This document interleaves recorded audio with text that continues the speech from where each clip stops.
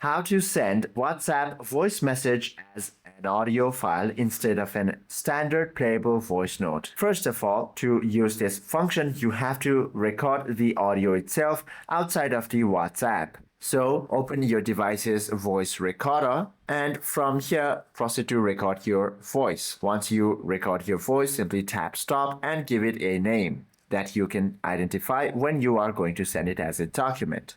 Now, once you have saved this audio file, open WhatsApp application and then head to that specific chat or conversation that you want to send this audio clip to. Tap on this paperclip icon or attach icon.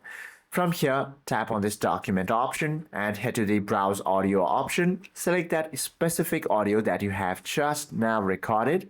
Once you select it, all you have to do is tap on this paper plane icon to send the audio file as a document.